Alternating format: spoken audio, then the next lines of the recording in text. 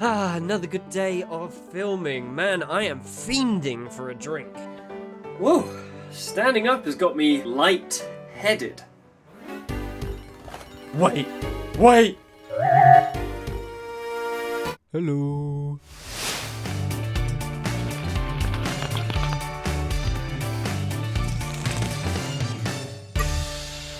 Hello everyone, and I hope you're doing well. Today I'm going to be showing off the first deck I built since Fiendsmith came out. That's right, it's Fiendsmith Bystial. Now the funniest bit about this deck is that it counters itself. The Bystials are really good interrupting the Fiendsmith line that we're seeing in pretty much every single deck at the moment, so we are the only ones allowed to resolve the Fiendsmith.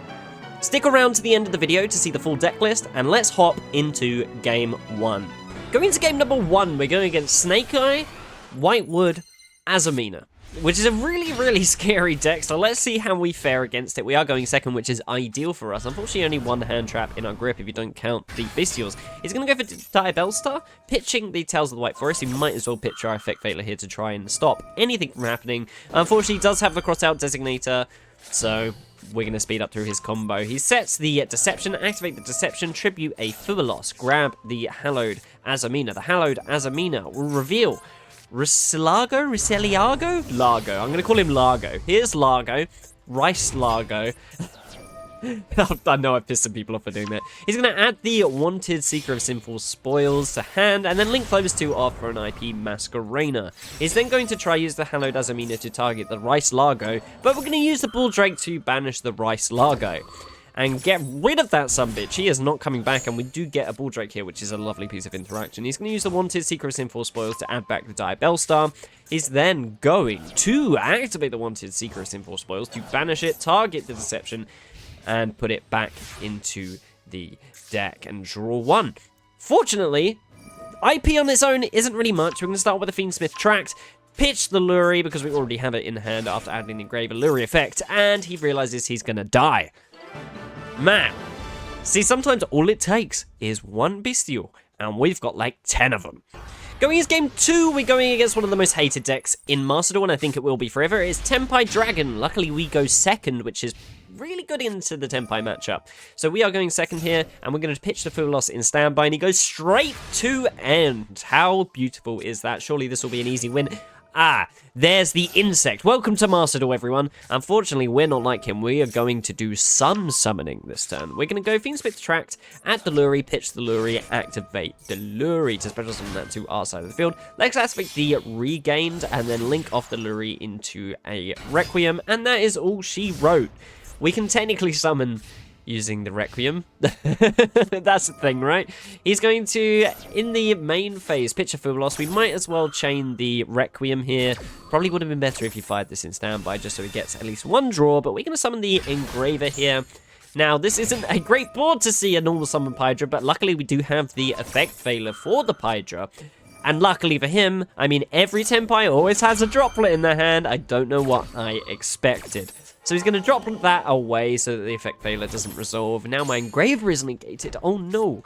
There goes Sanguine Summoning set to the field. It's now going to activate the Sanguine Summoning, adding the Genroku to hand, and discarding a Fadra. He's then going to use the Genroku effect to special summon. We're going to use one of the Druid Swarms here just to get it out in the field, banishing our Effect Veiler, and he's going to go for the Genroku effect to special summon from deck. There is the one of Chandra.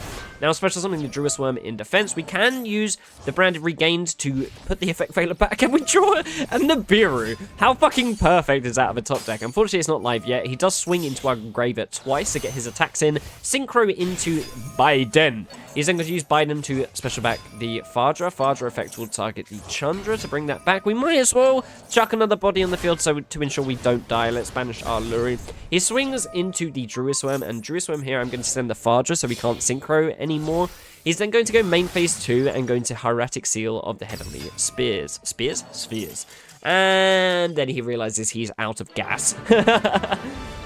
I honestly think he might have been fine, but he passes to us, and we have Engraver and Bystials and stuff engraved. So, yeah. Naniki Nana, Tenpai. Going into game 3, we actually have the best matchup possible. We're going against Fiendsmith Yubel, and our Bystials have so many targets to hit. Fortunately, we do have a Maxi in our opening hand. Welcome to Master Duel. He's going to start by shuffling the Grave Squirmer and the Yubel into the deck for the Phantom of Yubel, and then just activates Nightmare Pain, and that's it. Passes it back to us.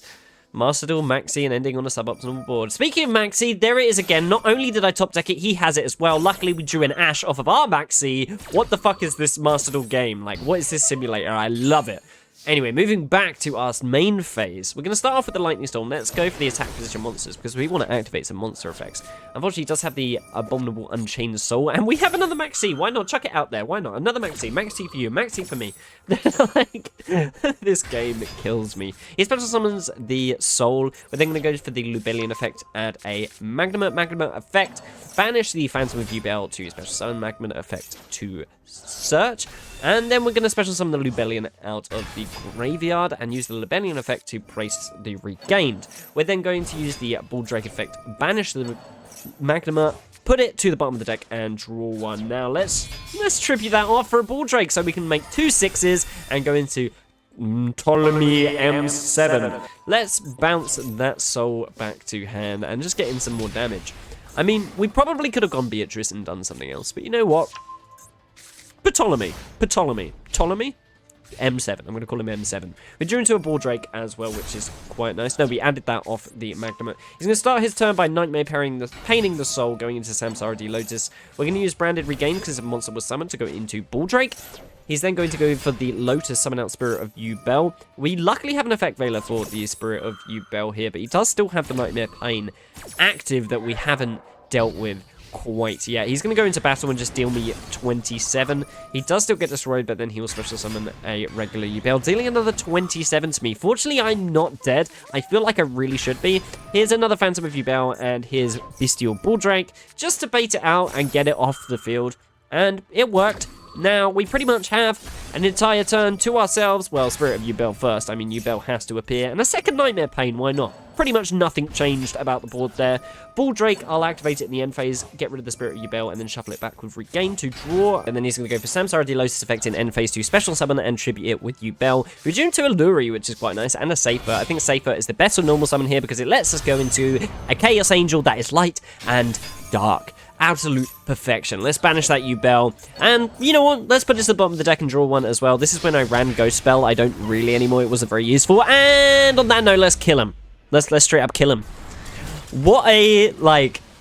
If you were to introduce Master Duel to a TCG player, show them this replay. Maxi. That's it for the games. Let's show off the deck list. And if you've made it this far in the video, I mean, you might as well subscribe, right? I think you've enjoyed it so far.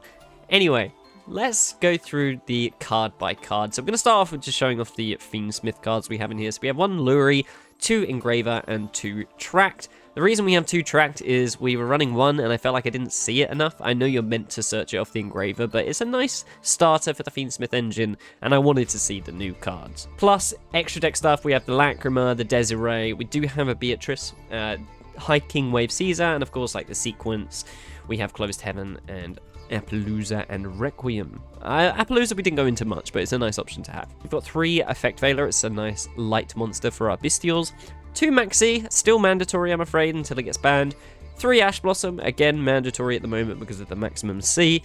3 Starliege Seifert. I never knew how to say that, I hope I said that correctly. Really nice normal summon for the deck. It's, well, often you're just linking it off into Striker Dragon so you can use its revive effect in the graveyard.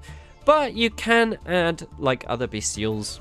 It's nice, and of course it does bridge us into Chaos Angel quite nicely. A nice light and dark one as well, which on Master Duel Ladder can be really hard to deal with. Of course we have 2 Perulia, 2 Fubulos. We are going second pretty much every time with this deck, as you've seen. We have the Bystial Boys. Here are the Bystial Boys. We've got 1 Magnum, 3 Saronir, 3 Druid Worm, 3 Bull Drake, and 3 Lubellian alongside the Regained. I mean, not much to say. If you Bystial at the right time against a Fiendsmith, you win. You win at least that engine. And they have to rely on their normal engine, which is gross, yucky. And also, you're probably going to have more than 1 in your hand anyway, so you can interrupt that too. And we do have 2 Nibiru. Nibiru is really nice this format, I think, as long as they don't get a negate out by 5. It's just a very nice card, especially with the Fiendsmith stuff. I would say don't fire it on just the Fiendsmith stuff, because it's usually insulation for something else. Of course, we have to gain Crossout Designator, kind of obvious. We have so many hand traps, we might as well won it. And 3 Infinite Impermanence. Now, for the extra deck, I mean, a lot of it is eaten up by Fiendsmith stuff. Of course, we've got the Fiendsmith, we've got the Chaos Angel, kind of a Fiendsmith card, kind of not. I think it's more a Bystial Fiendsmith card.